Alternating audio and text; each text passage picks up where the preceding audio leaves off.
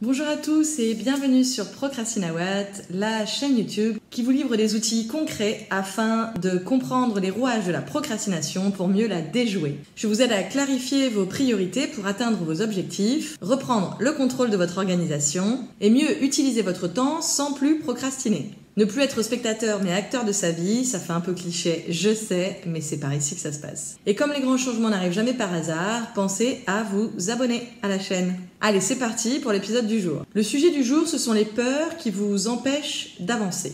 Et pour entamer cette vidéo, je voudrais vous poser une question, qui est pour moi la question. Que feriez-vous si vous n'aviez pas peur? Elle est simple, mais très puissante.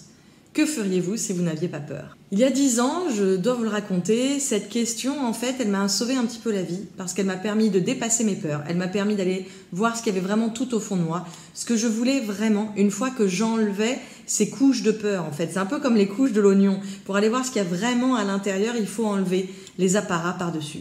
Et en fait, cette question-là, elle a ce pouvoir-là, cette puissance-là. Ça m'a permis de mettre fin à mes tergiversations, à des doutes extrêmement envahissants. Ça m'a permis d'avancer, de me lancer dans une nouvelle vie, tout simplement. Ça m'a permis de faire tomber mes barrières, mes blocages, parce que sans la peur, je pouvais voir ce que je voulais vraiment, ce dont j'avais vraiment envie. Et grâce à ça, j'ai pu foncer vers mon rêve, plus ou moins détendu.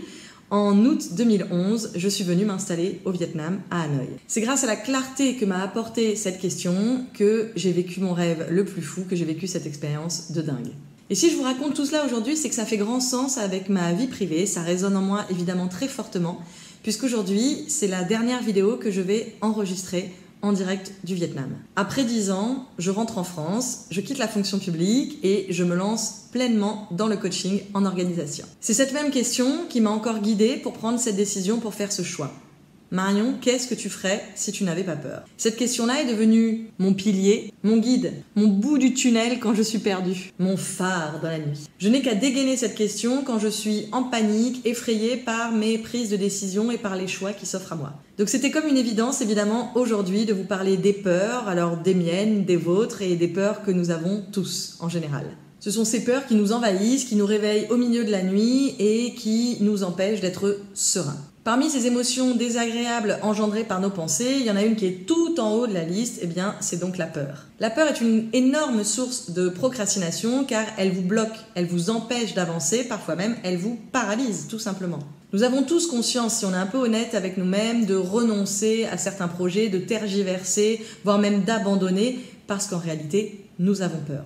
Et c'est humain et c'est normal, et je vais le répéter plusieurs fois dans cette vidéo, mais c'est important. Si nous creusons un peu en toute honnêteté et transparence envers nous-mêmes, on sait en réalité ce qui se joue au fond. Nous savons que nous utilisons des prétextes et des contraintes extérieures pour se défausser, pour nous permettre de nous défausser sur d'autres problématiques pour ne pas affronter nos peurs. Alors comme d'habitude, je précise quand même, il n'est pas question là de culpabiliser ou de se flageller, certainement pas sur Procrastinawat. Tout ce que je viens de décrire est un processus absolument humain, courant, que nous expérimentons tous. Personne n'aime se confronter à cette partie sombre. Les peurs, c'est pas quelque chose dont nous sommes extrêmement fiers, et en plus culturellement, c'est pas quelque chose que nous valorisons. Donc dans cette partie un peu sombre, nous n'y allons pas par plaisir, et puis certains d'entre nous n'y vont même jamais, préfèrent enterrer ça sous le tapis, planquer ça sous le tapis, plutôt que de se confronter à ça. L'idée, c'est qu'on préfère tous un peu arranger la vérité à notre sauce pour rester la meilleure version de nous-mêmes à nos yeux et aux yeux des autres aussi. Alors, se leurrer quelque peu n'est pas un signe de lâcheté. Encore une fois, c'est juste un signe d'humanité, en fait. On est tous humains et on le fait tout. Il se peut néanmoins qu'un jour, vous ayez envie d'aller voir ce qui se cache derrière vos prétextes, de creuser un peu derrière vos excuses.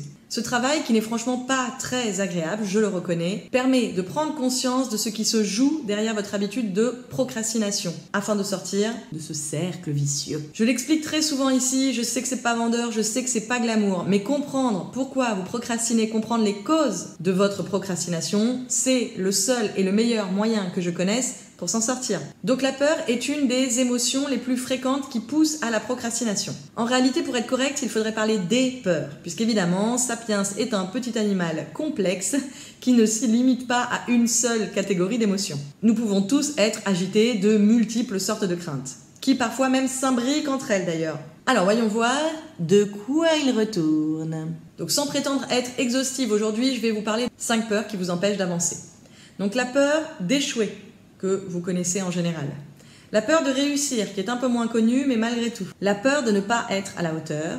La peur du jugement des autres. Et enfin, la peur du changement, que je suis grandement en train d'expérimenter en ce moment. Alors toutes ces peurs qui se sont installées à un moment donné de vos vies, à la suite d'expériences décevantes, voire même d'échecs, elles nourrissent les croyances limitantes que vous avez sur vous-même. Ces croyances limitantes prennent le contrôle sur vous, elles interfèrent dans vos décisions et vos actions. Pour être bien clair, tout le monde a des croyances limitantes, bien entendu. Mais ce qui est intéressant, c'est de voir la différence entre les personnes qui s'auto-sabotent et celles qui ne le font pas. Les personnes qui entrent en général dans un cercle d'auto-sabotage, elles se laissent envahir par ces pensées limitantes, ces croyances limitantes et les émotions négatives qui en découlent. Alors que les autres, qui ont également des croyances limitantes, ne se laissent pas envahir par celles-ci. Ils sont capables de laisser ces peurs de côté et de les surmonter. Il n'est donc pas question, et c'est extrêmement important, de se débarrasser de ces peurs. Car d'une part, je ne pense pas que ce soit possible, et d'autre part, je ne pense pas que cela soit souhaitable.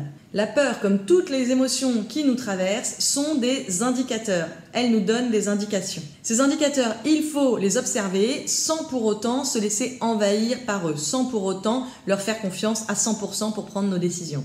Quand la peur vous envahit, vous bloque et vous empêche d'avancer, c'est bien que vous vous laissez déborder par vos pensées, vos croyances limitantes et vos émotions. C'est en fonction d'elles que vous allez prendre des décisions et faire des choix. Et si les émotions négatives sont des indicateurs puissants, ce ne sont certainement pas de bonnes conseillères, puisqu'elles ne sont pas rationnelles.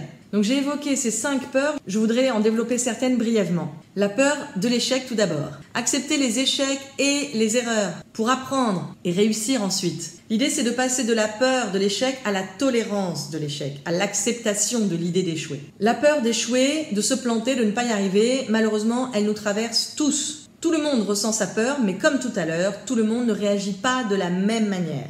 C'est pour ça qu'il n'est pas question d'annihiler les émotions, ce serait complètement idiot de penser même que nous en sommes capables, mais ce qui est intéressant, c'est de travailler sur les réactions que nous allons avoir face à ces émotions, à ces croyances limitantes. L'enjeu, c'est donc de pouvoir tenir la peur suffisamment à distance pour qu'elle ne nous empêche pas de passer à l'action, de s'engager dans ce qui nous importe. Donc après la peur de l'échec, je pourrais aussi vous parler de la peur de réussite qui est un peu moins connue que sa comparse. Elle peut être liée par exemple à la peur de ne pas être à la hauteur d'une tâche, d'une mission, si je parle par exemple dans le domaine professionnel. C'est une histoire aussi de manque de confiance en soi ou parfois de culpabilité. Parce que pour réussir, la première chose à faire, c'est de s'autoriser à réussir. Il y a également la peur de ne pas être à la hauteur. Vous connaissez peut-être aussi le syndrome de l'imposteur, c'est l'équivalent. Cette peur est induite par la comparaison et la quête de perfectionnisme par exemple. Elle crée un sentiment d'illégitimité. Les gens ont l'impression de tromper leur monde, soit leur boss, leurs collègues, les clients. Et de là en découle la peur d'être démasqué aussi, puisque si je ne suis pas à la hauteur, les gens vont bien finir par s'en rendre compte. Il y a également la peur du jugement des autres, et vous voyez comme toutes ces peurs, évidemment, peuvent s'imbriquer pour former une seule et même pièce à la fin. Donc dans la peur du jugement des autres, il peut y avoir la peur de décevoir, la peur de ne pas aussi pouvoir gérer la pression, les attentes, les espoirs des autres. Enfin, la peur du changement. Pour être honnête, le changement fait peur à tout le monde. Même ceux qui s'en nourrissent de cette adrénaline, et j'en fais plutôt partie, des gens qui aiment le changement, qui ont besoin de changement dans leur vie. Malgré tout, il y a des moments dans le changement qui restent douloureux. On est habité par les doutes, on se questionne et on remet tout en question. Tous les changements, même positifs, génèrent une forme d'anxiété.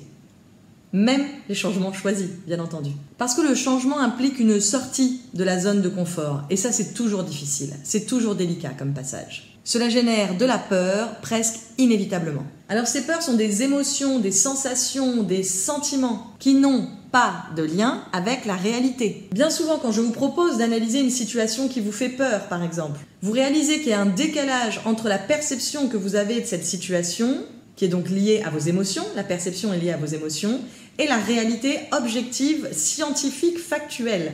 Il faut donc travailler non pas à éliminer encore une fois ces peurs, mais bien plutôt à s'en libérer, c'est ça l'idée, pour faire en sorte qu'elles ne vous bloquent plus, qu'elles ne soient plus un frein dans votre vie. Il faut rompre le processus, surmonter ces peurs, mais pour les surmonter, il faut s'y confronter. Il faut s'y confronter pour pouvoir les dépasser. Et c'est là que vous brisez en fait le cercle vicieux. La capacité à affronter ses peurs et à se confronter au réel fait partie des stratégies les plus efficaces, croyez-moi, pour vous libérer de votre tendance à la procrastination. Pour vous confronter à vos peurs, vous pouvez vous interroger, vous auto-coacher quelque part. Vous pouvez vous demander si cette peur est fondée.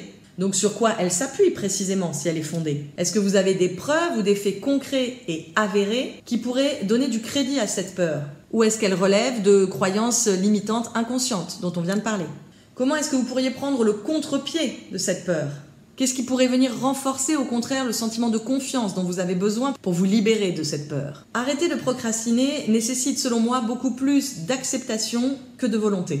Et ça n'est pas plus facile contrairement à ce qu'on peut croire. Accepter que ce qu'on fait est imparfait et que c'est ok. Accepter d'avoir peur et que c'est ok. Accepter d'avoir des doutes et que c'est ok. Accepter de ne pas se sentir légitime pour le moment et que c'est ok. L'acceptation doucement mais sûrement, c'est possible.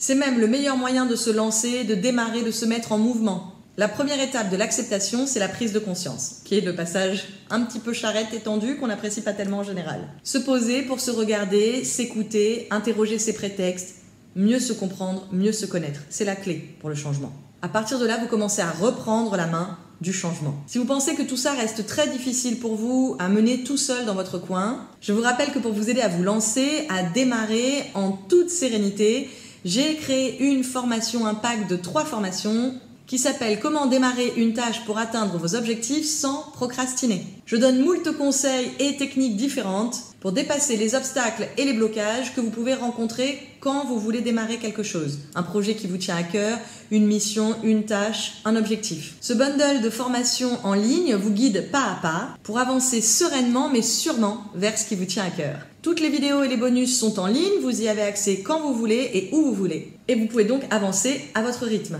Parce que cela m'a été demandé, j'ai prolongé le prix de l'offre de lancement de 37 € jusqu'au 15 juillet. Vous avez donc encore quelques jours pour acheter la formation à ce prix de lancement. Vous trouverez le lien dans les notes de la vidéo. Je vous dis à bientôt.